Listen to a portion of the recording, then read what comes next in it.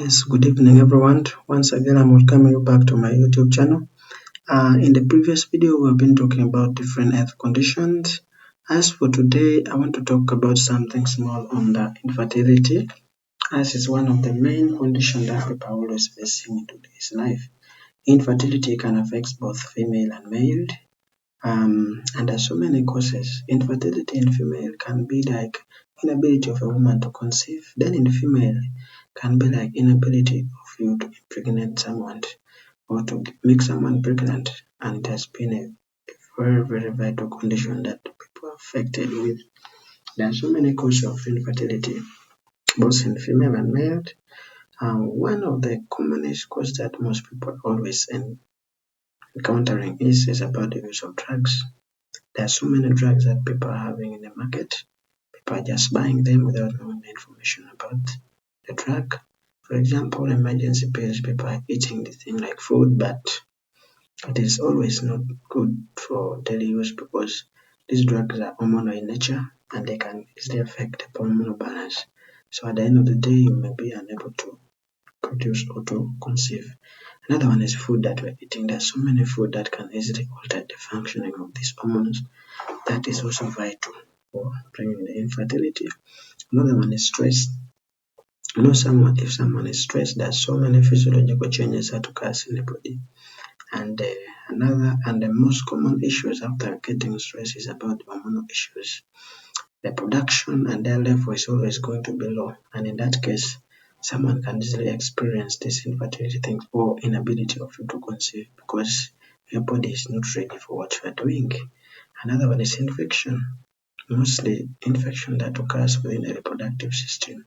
We have the urinary tract infection, we have the sexually transmitted infection that we are going to be looking at in the next video after this.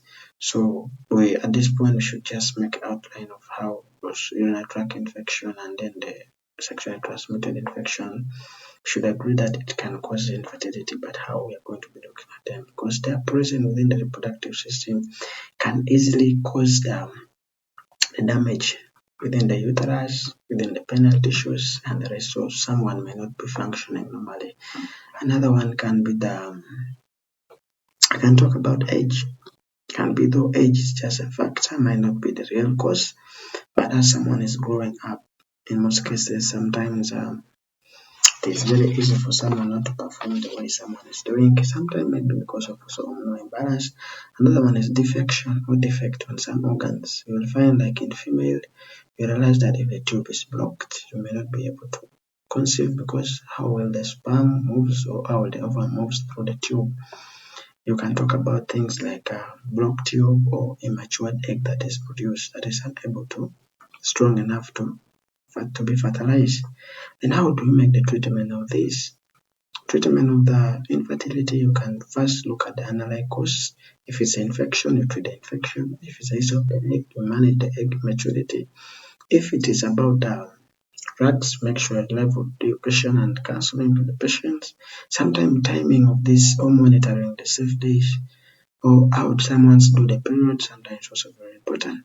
There are so many drugs that we have that under such cases. There are drugs that are there to majorly improve on the maturity. There are drugs that are there to balance the hormones. There are drugs that are there that improves erectile dysfunctions majorly in men.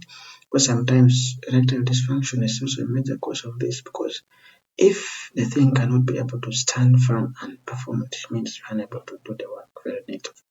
So for today's videos, I want to stop there. We're going to meet next in the next video.